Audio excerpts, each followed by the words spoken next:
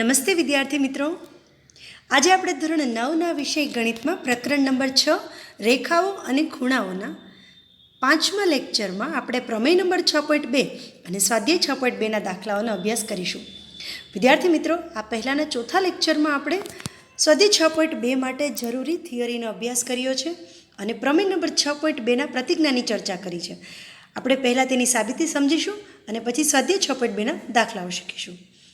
આપણે આ પહેલાંના ચાર લેક્ચરની યુટ્યુબ લિંક હું તમને ડિસ્ક્રિપ્શન બોક્સમાં આપી દઈશ, જેથી તમે તેનું રિવિઝન કરી શકો છો. પહેલાં આપણે પ્રમેય 6.2 સમજીએ. આપણે તે પ્રતિજ્ઞા ચોથા લેક્ચરમાં પણ સમજ્યા હતા કે જો એક છેદિકા બે સમાંતર રેખાને છેદે તો અંતઃયુગ્મ કોણની પ્રત્યેક જોડ સમાન હોય છે. હવે જો અહીંયા બે રેખાઓ છે, AB અને CD. હવે તેની છેદિકા છે PS. આપણે MN અને L પણ નામ આપી શકીએ છીએ, પરંતુ દાખલા ગણવા માટે આપણે બધા ખૂણાને જે રીતે 1 2 3 4 નહીં લખીએ સાબિતીમાં અને દાખલાઓમાં પણ આપણે આખા ખૂણાનું નામ લખીશું. હવે તો જો અહીંયા રેખા AB અને રેખા CD સમાંતર રેખાઓ છે, તેની છેદિકા છે PS. હવે આપણે સાબિત એ કરવાનું છે અંતઃયુગ્મ કોણની જોડ. તો અંતઃયુગ્મ કોણની જે જોડ છે તેમાં ખૂણા 3 સાથે ખૂણા 5 નંબરનો, એટલે કે જો આ ખૂણો છે 3 નંબરનો, એટલે ખૂણો કયો બને છે? ખૂણો BQR. આ રીતે Z બનાવું અને એની સાથે કયો ખૂણો ઇક્વલ થશે? 5 નંબરનો, એટલે ખૂણો QRC. આ થયું.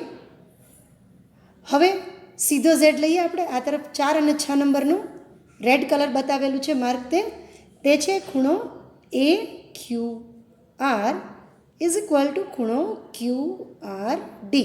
તો જો યુગ્મકોણની જોડ કઈ રીતે લખવી તેના માટેની ટ્રીક લાસ્ટ વિડીયો લેક્ચર ચોથામાં પણ સમજાવ્યું છે. યુગ્મકોણ હોય એટલે આ રીતે Z તમે લખી શકો, એટલે જે ખૂણો બને છે તે આપણા યુગ્મકોણની જોડ હોય. તો યુગ્મકોણની જોડ, અંતઃયુગ્મકોણની જોડ આપણે સમાન સાબિત કરવી છે. એટલે જે યલો માર્ક્સ બતાવે છે તે 3 અને 5 નંબરની, એટલે હવે આપણે નંબર નહીં લખીએ, ખૂણા આખું નામ લખીશું અને રેડ કલરની જે પેર બતાવે છે તે આપણી યુગ્મકોણની જોડ છે, તે આપણે સમાન સાબિત કરીએ. ખૂબ જ ઇઝી પ્રમેય છે અને લેક્ચર પરથી પરફેક્ટ સમજશો અને પછી એકવાર જાતે લખશો બુકમાં, ફેરબુકમાં તો લખતા જ જશું, અને એકવાર લેક્ચર પરથી સમજી અને પછી તમે ડાયરેક્ટ રફ બુકમાં પ્રેક્ટિસ મોઢે લખવાની કરશો તો પણ આ પ્રમેય આવડી જાય તેટલો ઇઝી છે. ચાલો તો સમજીએ. પરંતુ જો આપણે પરફેક્ટ અહીંયા સમજવામાં ધ્યાન આપીશું તો જ આપણે સરળતાથી લખી શકશું. તો પહેલાં સાબિતી સમજીએ. તો પહેલાં આકૃતિનું વર્ણન લખીએ. છેદિકા PS છે એ રેખાઓ AB અને CDને અનુક્રમે Q અને R બિંદુમાં છેદે છે. હવે જો આપણે અંતઃયુગ્મકોણની જોડ સાબિત કરવી છે તો આપણે અનુકોણ અને આગલા પણ જેટલા થિયરીના મુદ્દા ખૂણાઓના અભ્યાસ કર્યા છે તે ગુણધર્મોનો આપણે યુઝ કરી શકીએ છીએ. તો આપણે પહેલાં લખીએ ખૂણો PQA ઇઝ ઇક્વલ ટુ ખૂણો QRC. હવે જો PQA એટલે આ 1 નંબરનો ખૂણો જુઓ અને QRC એટલે આપણો 5 નંબરનો. તો એ કઈ જોડ બતાવે છે? જો ખૂણો PQA અને QRC તો આપણે ઉલટો F બતાવે છે, એટલે અનુકોણની જોડ છે 1 નંબર અને 5 નંબરની. આ 1 નંબરનો ખૂણો છે, આ 5 નંબરનો. તો ખૂણો PQA ઇઝ ઇક્વલ ટુ ખૂણો QRC. આપણે રીઝન લખીશું અનુકોણની પૂર્વધારણા મુજબ અનુકોણની જોડ સમાન હોય છે. આ આપણું પરિણામ નંબર 1 લેશું. હવે આપણે લખીએ ખૂણો PQA ઇઝ ઇક્વલ ટુ ખૂણો BQR. PQA અને BQR એટલે કયો ખૂણો છે? 1 અને 3 નંબર જુઓ, અભિકોણ બતાવે છે. અભિકોણ તો સમાન જ હોય. તો આપણે જે પરિણામ બીજું લખ્યું તે ખૂણાઓની જોડ બતાવે છે અભિકોણની, એટલે આ 1 નંબર અને આ 3 નંબર, એને આપણે પરિણામ 2 કહીએ.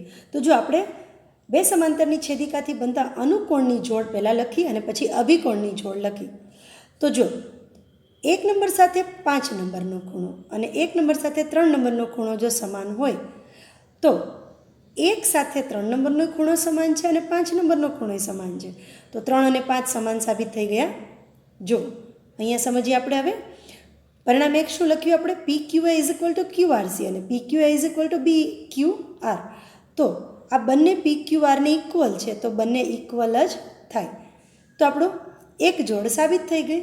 સો ધેરફોર પરિણામ નંબર 1 અને 2 પરથી આપણે લખી શકીએ કે ખૂણો B Q R is equal to ખૂણો ક્યુ આર સી અંતઃયુગ્મ કોણની આ જોડ સમાન સાબિત થઈ ગઈ છે. ખૂબ જ ઇઝી પ્રમેય.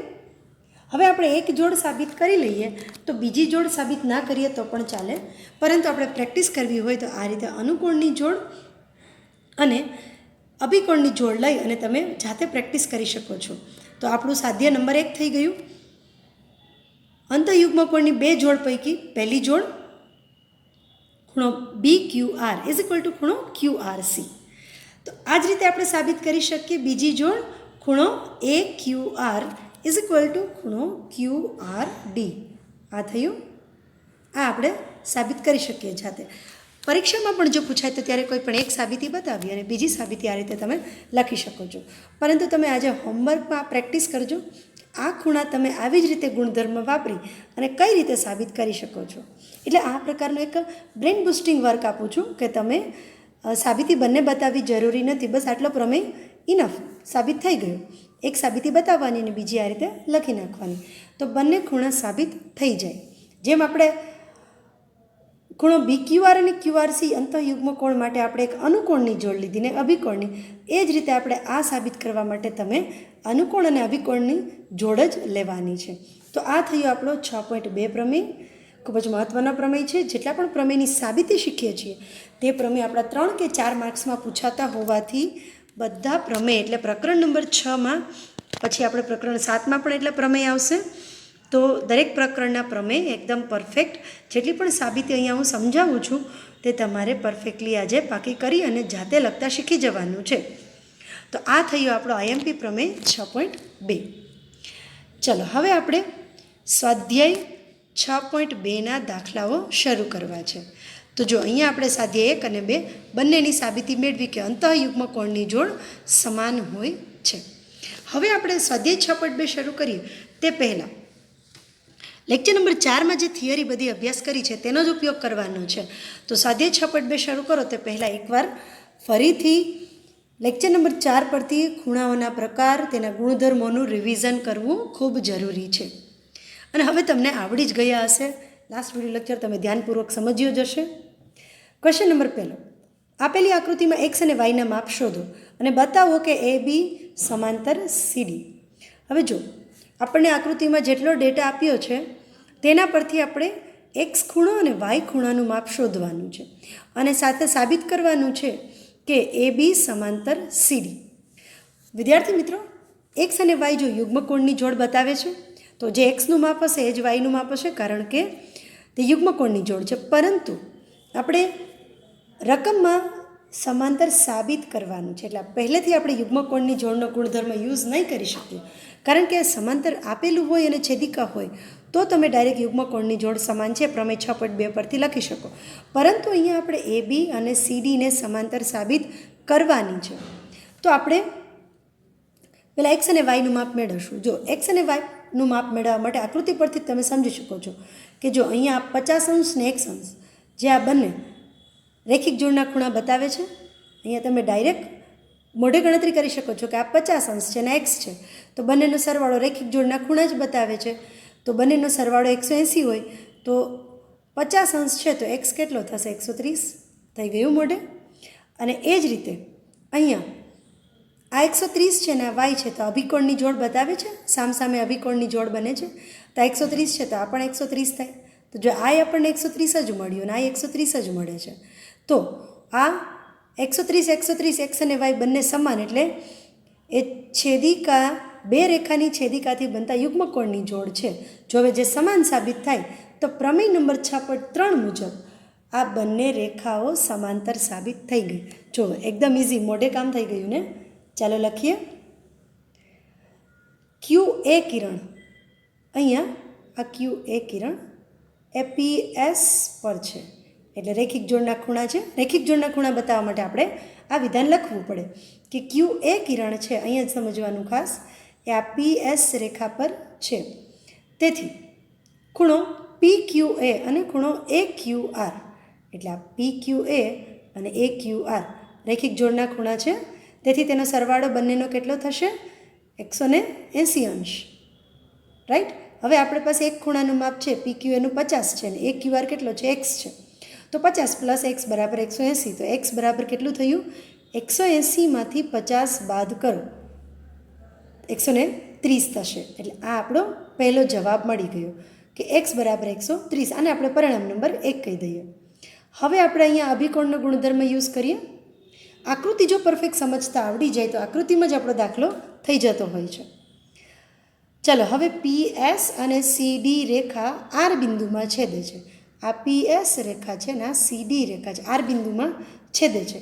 તેથી અભિકોણની જોડ ખૂણો QRD = CRS. આ બંને અભિકોણની જોડ આપણને મળી અને અભિકોણ તો સમાન હોય, રાઈટ? અભિકોણની જોડ છે તો આપણી પાસે CRS આ 130 છે તો QRD બરાબર y છે તો એ પણ કેટલું થશે? QRD બરાબર y મૂકો અને CRSની કિંમત મૂકી દો. y બરાબર કેટલું થઈ ગયું? 130. તો પરિણામ 1 અને 2 પરથી x અને y બંને સમાન મળે છે, રાઈટ? તો આપણે જે પૂર્વધારણા છે કે ભાઈ આ ખૂણાઓ રેખાઓ AB અને CDની છેદિકાથી બનતા અંતઃયુગ્મ કોણની જોડ છે. એટલે આપણે પહેલાં બે સમાંતર કહી શકાય નહીં કારણ કે આપણે સાબિત કરવું છે. તો આ બંને ખૂણાઓ x અને y છે એ રેખાઓ AB અને CDની છેદિકા PSથી બનતા અંતઃયુગ્મ કોણ છે અને પાછા સમાન સાબિત થઈ ગયા. તો આપણે લખી શકીએ કે AB સમાંતર CD. એટલે આપણે જો લાસ્ટ વિડીયો લેક્ચરમાં થિયરીમાં શીખ્યા હતા ને, પ્રમેય નંબર 6.2 અને 6.3 પ્રતીક વિધાન હતા. તો 6.3માં આપણે જ ચર્ચા કરી કે જો બે રેખાની છેદિકાથી બનતા અંતઃયુગ્મ કોણની જોડ સમાન હોય તો તે બે રેખાઓ સમાંતર હોય જ. મેં ત્યારે પણ ચર્ચા કરી હતી કે આ બધા પ્રમેય અને પૂર્વધારણા આપણે દાખલામાં તેના વિધાન અને પ્રતિવિધાન બંનેનો યુઝ કરવાનો છે. તો જો છે ને ખૂબ જ પહેલો દાખલો ઇઝી. આપણે x અને yના માપ સમાન મળ્યા. આપણે રેખિક જોડના ખૂણાની થિયરી યુઝ કરી અને અભિકોણની યુઝ કરી અને તે પરથી આપણે પ્રમેય નંબર 6.3નો પણ ઉપયોગ કર્યો. તો 3 પરિણામ મળ્યા x y. પછી તેના પરથી આપણને AB સમાંતર CD પણ સાબિત થઈ ગઈ. ચાલો ક્વેશ્ચન નંબર 2. ક્વેશ્ચન નંબર 2માં ખાસ સમજો. આકૃતિમાં તમને કહ્યું છે કે AB સમાંતર CD. આ AB છે એ CDને સમાંતર છે, CD છે EFને સમાંતર છે. તો આપણે કહી શકીએ ને કે AB અને EF પણ એકબીજાને સમાંતર થાય છે. પ્રશ્ન વાંચીએ ત્યારે આપણને સાથે સાથે કેટલો ડેટા આપેલો છે બધું લખેલું ના હોય, પ્રશ્નમાં આપણે જાતે સમજવું પડે ઘણું. હવે y જેમ z. હવે જો આ y ખૂણો છે અને આ z એનો ગુણોત્તર આપ્યો છે આપણને કે y જેમ z = 3:7. 3:7 આમ પણ બોલી શકાય 3:7. તો y જેમ z બરાબર 3:7. આપણે xનું માપ શોધવાનું છે. તો ચાલો ગણતરી કરીએ. અહીંયા 3 સમાંતર રેખાઓ આપી છે અને એની છેદિકા 1 આપી છે. તો આપણે ઉકેલ મેળવીએ કે AB સમાંતર CD અને CD સમાંતર EF છે. તો AB સમાંતર EF થાય. પ્રમેય નંબર 6.6માં લેક્ચર નંબર 4માં થિયરી ભણ્યા. હું લેક્ચર નંબર 4 વારંવાર કહીશ કારણ કે આ બધી થિયરીનો અભ્યાસ આપણે તેમાં કરેલો છે એટલે રિવિઝન બહુ મહત્ત્વનું છે. તો પ્રમેય 6.6 મુજબ AB છે એ EFને પણ સમાંતર થાય. તો હવે જો AB અને EF સમાંતર છે તો આપણે આ રીતે લખી શકીએ કે x અને z અંતઃયુગ્મ કોણ છે. થોડી વાર માટે અહીંયા આ CD રેખાને ભૂલી જાઓ. AB અને ખાલી EFને જો હું ખાસ લાઈન કરું છું. આ AB અને EF અને એની આ છેદિકા છે. થોડી વાર માટે CD લાઈન આપણે નથી એવું સમજીએ તો આ યુગ્મ કોણની જોડ છે, આ z બને છે તો અંતઃયુગ્મ કોણની જોડ થઈ. તો x અને z બંને કેવા થયા? સમાન થયા, રાઈટ? તો AB સમાંતર EF છે અને છેદિકા છે તો x ખૂણો અને z ખૂણો અંતઃયુગ્મ કોણની જોડ છે એટલે અંતઃયુગ્મ કોણની જોડ સમાન હોય. એટલે આપણને એટલું થઈ ગયું કે જે ઝેડનું માપ મળશે ને એ જ આપણો એક્સનું માપ મળશે. તો આપણે ઝેડની કિંમત શોધી લઈએ. થઈ ગયું ઇઝી કામ. હવે AB સમાંતર CD હોવાથી હવે જો અહીંયા સમજીએ AB સમાંતર CD છે તો x અને y ક્યાં ખૂણા છે? છેદિકાની એક જ તરફના અંતઃકોણ છે અને અંતઃકોણ કેવા હોય? પૂરક હોય. જો અહીંયા કેટલી બધી આપણે થિયરીના ગુણધર્મોનો ઉપયોગ કરીએ છીએ એટલે જ મેં હંમેશા સતત કહેતી આવું છું કે ચોથા લેક્ચરનું ફરીથી રિવિઝન કરજો અને દાખલામાં આપણે બધા ગુણધર્મો જેટલા ક્વિકલી આપણને આવડતા હશે અને તેને ક્વિકલી અપ્લાય કરતા આવડતા હશે તો દાખલા બહુ જ સહેલા છે આ ચેપ્ટર્સના. તો જો એબી સમાંતર સીડી છે અને એક્સ અને વાય છે એ છેદિકાની એક જ તરફના અંતઃકોણ છે અને અંતઃકોણો પૂરક હોય છે.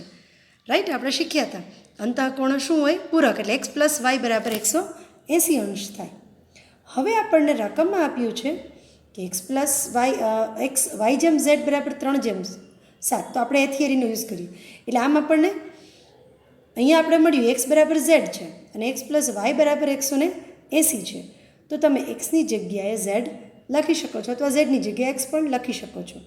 તો આપણે શું કર્યું? જો એક્સ બરાબર ઝેડ છે તો અહીંયા આપણે શું કરી નાખ્યું કે એક્સની જગ્યાએ ઝેડ લખી નાખ્યું. તો ઝેડ પ્લસ વાય અથવા વાય પ્લસ ઝેડ જે પણ લખો, ઝેડ પ્લસ વાય બરાબર 180 અંશ. હવે આપણે વાય જેમ ઝેડ બરાબર તો આપ્યું છે 3/7. તો આપણે ધારી લઈએ કે ધારો કે વાય બરાબર આપણે ગુણોત્તર આમ લખી શકીએ વાય બરાબર 3m અને ઝેડ બરાબર 7m. વાય બરાબર 3m અને ઝેડ બરાબર 7m. હવે જો તેનો સરવાળો કરો 3m પ્લસ 7m બરાબર 180. આ રીતે આપણે ગુણોત્તર હોય તો આપણે ધારી શકીએ કે 3m અને આ 7m બરાબર 180. સરવાળો કરો 10m બરાબર 180. તો m બરાબર કેટલા થાય? 18 થશે. 10 180/10 0 0 કેન્સલ આઉટ. m બરાબર 18 મળ્યું. હવે આપણે આ એમની કિંમત અહીંયા મૂકી દઈએ કારણ કે આપણે ઝેડ જોઈએ છે. ઝેડ અને એક્સ બે સમાન છે એટલે વાય પર જો આપણે કિંમત જોતી હોય તો ત્યાં પણ કિંમત મૂકી શકીએ છીએ. તો આપણે ઝેડ બરાબર 7mમાં કિંમત મૂકી 18 × 126. તો ઝેડની કિંમત મળી ગઈ 126. તો ઝેડ જેની કિંમત છે તે જ આપણો એક્સ છે. તો એક્સની કિંમત પણ કેટલી થશે? 126 અંશ. તો જો બધાની કિંમત મળી ગઈ. એક્સ અને ઝેડ સમાન પહેલાં સાબિત કર્યા અને વાય અને ઝેડ પરથી આપણે ઝેડની કિંમત મેળવી. તેથી ઝેડની કિંમત 126 મળી, તે જ આપણો એક્સ છે. તો છે ખૂબ જ ઇઝી દાખલો.